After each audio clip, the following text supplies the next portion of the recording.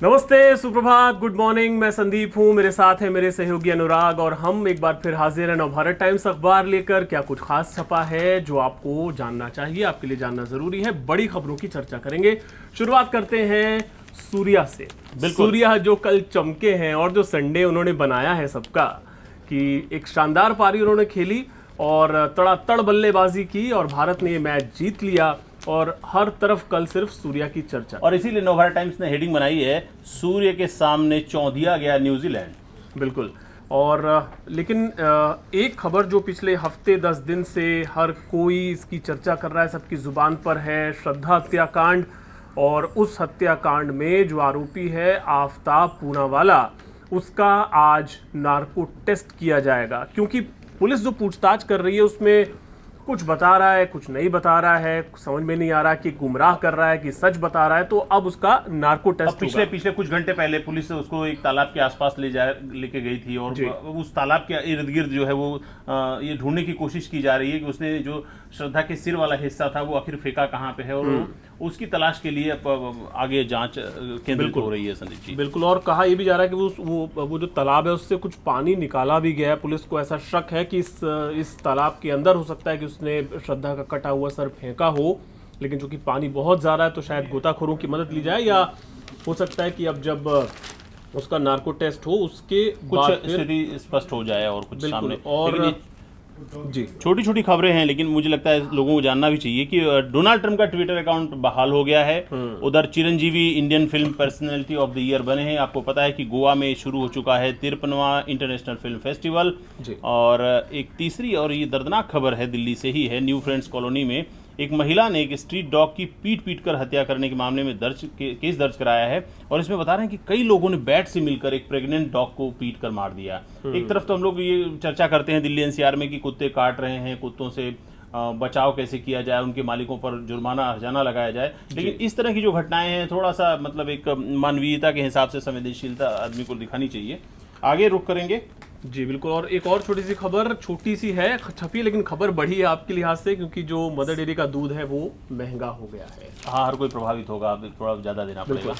चलिए और अब आगे बढ़े तो गुजरात के रण की चर्चा है। ये जो आगे वाले पन्ने पर, वहां पर बीजेपी और कांग्रेस के जो बड़े नेता हैं वो प्रचार में कूद पड़े हैं। खुद प्रधानमंत्री नरेंद्र मोदी गुजरात में थे चुनाव प्रचार के लिए, और भारत जोड़ो यात्रा में एक तस्वीर आपने देखी होगी, मेधा पाटकर के साथ राहुल गांधी जो यात्रा में चलते हुए नजर आए थे, उसको लेकर प्रधानमंत्री मोदी ने राहुल गांधी पर निशाना साधा है।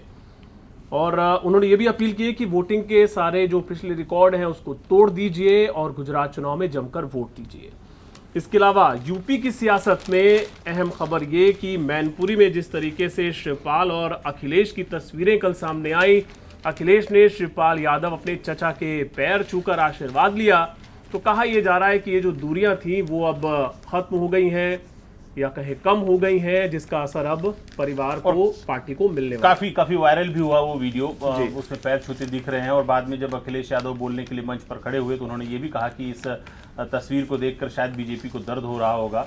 इस तरह से उन्होंने बीजेपी पर तंज भी कसा है। बिल्कुल। तो गुजरात और यूपी के बाद दिल्ली की बात करें तो कांग्रेस के एक बड़े नेता है महाबल मिश्रा, तो पूर्वांचल जो वोटर्स हैं उन पर अच्छी पकड़ उनकी मानी जाती है, तो वो कल आम आदमी पार्टी में शामिल हो गए। ये दिल्ली की सियासत से जुड़ी ये अंदर के पेज पर भी महाबल मिश्रा की आप विस्तार से खबर पढ़ पाएंगे। उसमें मुख्यमंत्री केजरीवाल, उप मुख्यमंत्री सिसोदिया के साथ वो दिखाई दे रहे हैं। कल ही उन्होंने आम आदमी पार्टी ज्वाइन की है। पहाड़गंज मेन बाजार में भीड़ को उधर सीएम ने संबोधित किया है। ये अंदर के पेज पर आपको मिलेगा। दिल्ली में सफाई करवा दूंगा, एक मौका दीजिए, केजरीवाल ने ऐसा कहा है। और चूंकि आप जानते हैं कि एमसीडी का चुनाव जैसे जैसे नजदीक आ रहा है तो दिल्ली में थोड़ी हलचल बढ़ती जा रही है, सियासी हलचल। और आम आदमी पार्टी के लिए मुश्किल ये है कि अरविंद केजरीवाल को अपना दिल्ली भी देखना है, एमसीडी चुनाव है, महत्वपूर्ण है। उधर गुजरात में चुनाव है, वहां भी त्रिकोणीय मुकाबला चल रहा है और आम आदमी पार्टी कोशिश कर रही है कि गुजरात में भी हम कुछ अच्छा कर पाएं। एक कह लीजिए कि विकल्प के तौर पर खुद को पेश करने की कोशिश कर रही है। यही वजह है कि एक दिन पहले जब सुबह में एमसीडी चुनाव को लेकर चुनाव प्रचार कर रहे थे अरविंद केजरीवाल, तो शाम को उनको गुजरात में भी जाना पड़ा।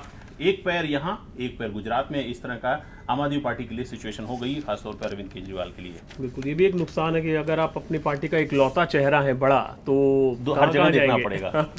बिल्कुल। चलिए, तो ये पेज नंबर 2 पे और विस्तार से जो हमने खबरें आपको फ्रंट पेज की बताई थी उन्हें और थोड़ा विस्तार दिया गया है। मसलन नार्को टेस्ट आफ्ताब का, उससे जुड़े डिटेल्स हैं। इसके अलावा उस केस से जुड़ी जो अपडेट्स हैं वो भी इस पेज पर है। ट्रेड फेयर में जिस तरह से बड़ी तादाद में लोग खरीदारी करते नजर आए उसकी खबर है। इसके अलावा जो हमने एक दुखद खबर बताई, जो प्रेग्नेंट डॉग को पीट पीट कर मारा, वो उस खबर का विस्तार है।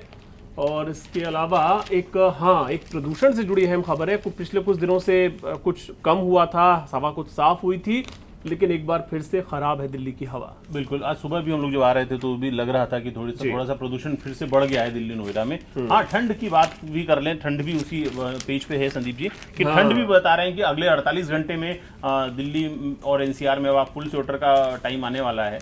और मुझे लगता है कि अब 2 दिन के बाद फिर सबको पहनना पड़ेगा संदीप जी। बिल्कुल, ठंड ने इस बार जल्दी दी है दस्तक। फिलहाल 3 नंबर पेज पर और अंदर के पेज पर चलेंगे। क्राइम की बहुत सी खबरें हैं। दिल्ली महानगर में वॉशरूम के बहाने होटल के कमरे में ले जाकर रेप का मामला सामने आया है। स्कूल से लौटते वक्त चाउमीन खाने होटल गई थी नाबालिग। ये मामला है 13 साल की बच्ची, 13 साल की छात्रा से होटल में रेप का मामला है, जांच हो रही है।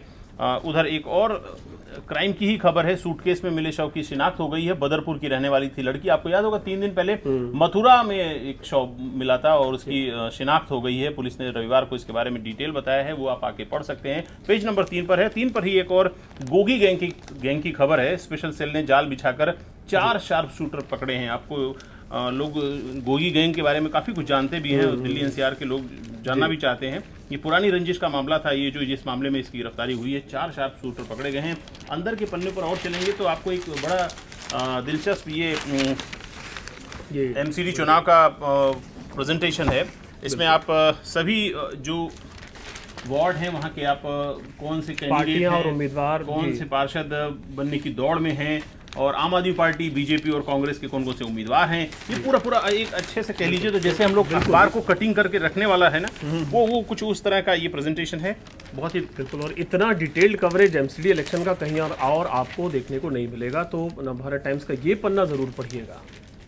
और इधर आखिरी 6 पन्ने का जो मेरे पास है संदीप जी, इसमें सबसे महत्वपूर्ण बात यह है कि सब पॉलिटिकल आप न्यूज़ देख सकते हैं। बीजेपी के बड़े नेता इस समय दिल्ली में आप देख रहे होंगे रोड शो निकाल रहे हैं। असम के मुख्यमंत्री भी देखे गए हैं यहाँ पर, उत्तराखंड के सीएम भी पहुंचे हुए हैं। ये कह लीजिए कि बीजेपी ने पूरी जो अपने बड़े लीडर्स हैं उनकी फौज उतार दी है और वो सरकार की उपलब्धियां गिना रहे हैं। भ्रष्टाचार के मुद्दे पर आम आदमी पार्टी को घेर रहे हैं और इस तरह से दिल्ली में जो सियासत वो तेज हो रही है। जैसा कि आपने बताया कि आम आदमी पार्टी में पूर्व सांसद हैं महाबल मिश्रा, वो शामिल हो गए हैं। चूंकि पूर्वांचलियों में उनकी अच्छी पकड़ मानी जाती है, तो ऐसे में आम आदमी पार्टी को उम्मीद होगी कि उनके आने से जो पूर्वांचल का एक वोट बैंक है, जो शायद मनोज तिवारी और जो भाजपा के और जो लीडर्स हैं उनसे या और सबसे वो एक सेंध लगाने की कोशिश कर सकते हैं महाबल मिश्रा। वो अब कितना कर पाएंगे वो आगे से देखने वाली बात होगी। उनके बेटे विनय मिश्रा भी द्वारका इलाके से आम आदमी पार्टी के विधायक हैं। तो इस तरह की आप खबरें, आप पॉलिटिकल खबरें आप इस पेज पर पाएंगे। बिल्कुल, और अंदर के पन्ने पर मैनपुरी चुनाव को थोड़ा और विस्तार से बताया गया है कि कैसे वहां अखिलेश यादव के सामने अपनी साख बचाने की चुनौती है। पिता की खाली हुई सीट है, पिता का निधन हुआ, उसके बाद अखिलेश शायद इस बात को समझते थे कि परिवार को एकजुट करना होगा। एक तो उन्होंने डिम्पल यादव को मैदान में उतार दिया, तो उससे ये भी सवाल उठा कि परिवारवाद वाला, ऐसे में कम से कम परिवार एकजुट रहे, ये उनके लिए बहुत ज़रूरी था और ऐसा करने में वो कुछ कामयाब होते दिख रहे हैं। लेकिन बीजेपी की चुनौती बड़ी है, ऐसे में उनके लिए कितना मुश्किल या आसान होगा उस पर ये एक डिटेल्ड आर्टिकल है, ये आप पढ़ सकते हैं। अंदर के पन्ने पर मैं कहूँगा दो महत्वपूर्ण खबरें जाननी महत्वपूर्ण हो जाती हैं। 7 नंबर का पेज मेरे पास है। इसमें एक तो फारूक अब्दुल्ला का बड़ा चर्चित बयान है, वीडियो आपने देखा होगा सोशल मीडिया पे। उन्होंने कहा है हिंदू ही नहीं, राम जो है वो पूरी दुनिया के भगवान है, इस तरह का उन्होंने बयान दिया है और काफ़ी उसकी चर्चा भी हुई है, उसके कई एंगल निकाले जा रहे हैं। और एक और महत्वपूर्ण बात है, पिछले कुछ महीनों में अगर हम देखें तो हार्ट अटैक के मामले बहुत तेज़ी से बढ़े हैं। ब्रेन स्ट्रोक का ये मामला आया है। बंगाली एक्ट्रेस एंड्रिला शर्मा का रविवार को निधन हो गया। उनकी उम्र 24 साल बताई जा रही है। कैंसर को मात दे चुकी थी लेकिन ब्रेन स्ट्रोक से उनकी मौत हो गई है।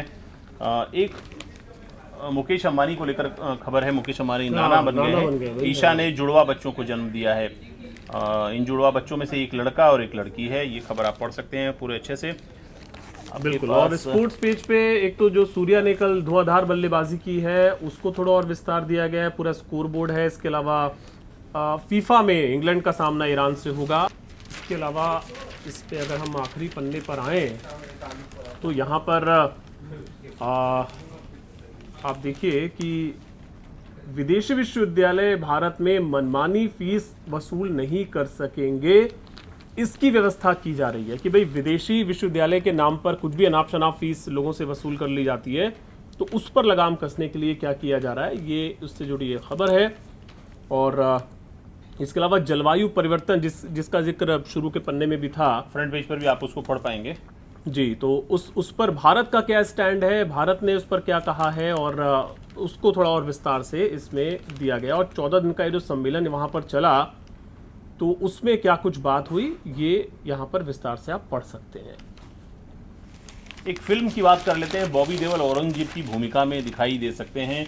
आपने वेब सीरीज आश्रम में उनका दमदार अभिनय देखा होगा। ये फिल्म फेयर वाले पेज पर से पढ़ रहा हूँ मैं खबर। बॉबी साउथ के जाने माने एक्टर पवन कल्याण है, उनकी फिल्म में है मुगल शासक औरंगजेब की भूमिका निभा सकते हैं बॉबी देओल। तो ये थोड़ा सा फिल्म के जानकारों के लिए थोड़ा हो जाता है कि औरंगजेब की भूमिका निभाएंगे बॉबी देओल।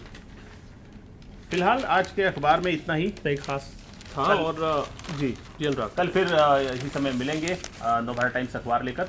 मुझे और मेरे सहयोगी संदीप को इजाज़त दीजिए। नमस्कार। नमस्ते।